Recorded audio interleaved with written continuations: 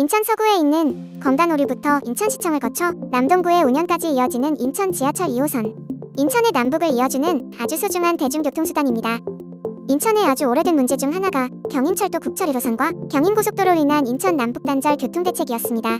이를 봉합하기 위해서는 인천 지하철 2호선 건설이 가장 중요한 과제였지만 90년대 IMF 위기로 인하여 인천 2호선 건설은 무기한 연기된 상태였죠.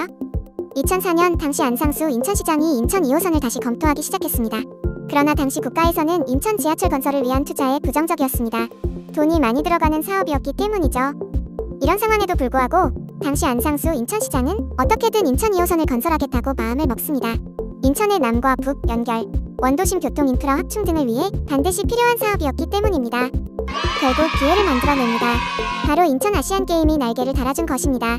안상수 인천시장의 임기 4년차였던 2005년에 당시 안상수 인천시장은 인천을 국제적인 체육의 도시로 만들고 인천을 전 세계에 알리기 위해 2014년 아시안게임 개최에 도전장을 내밉니다. 당시 안상수 인천시장은 아시안게임 유치단과 함께 약 2년 동안 전 세계를 누비며 아시안게임 유치를 위해 노력한 결과 당시 사실상 확정 도시로 거론되었던 인도의 델리를 이기고 인천이 2014년 아시안게임 개최지로 선정되었습니다. 당시 안상수 인천시장은 이를 계기로 인천 시민들의 생활체육을 위해 인천 곳곳에 국제적 규격의 체육시설을 만들게 됩니다. 인천 아시안게임의 주경기장으로는 아시아드 주경기장을 건립하게 되죠.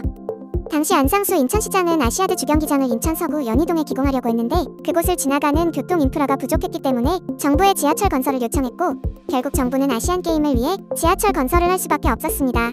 당시 안상수 인천시장이 인천 아시안게임을 유치하면서 인천 지하철 2호선까지 건립하게 만든 대단한 묘책이었습니다. 그렇게 당시 안상수 인천시장은 2009년 6월 26일 인천 2호선 기공식을 하게 됩니다. 그 후 2016년 드디어 인천의 남과 북을 이어주는 인천 2호선이 완공됩니다. 단절된 남북을 왕래하는 가장 유용한 교통 인프라가 생긴 것입니다.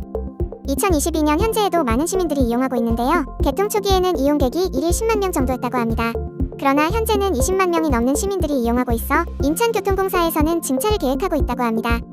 검단오류부터 인천시청을 거쳐 남동구 운영까지 길게 뻗은 인천 최고의 핵심 교통 인프라. 인천 2호선에 이런 사연이 있다는 건 놀랍지 않나요? 그 누구도 손대지 못했던 이 사업을 해낸 당시 안상수 인천시장의 추진력. 정말 압도적인 스케일입니다.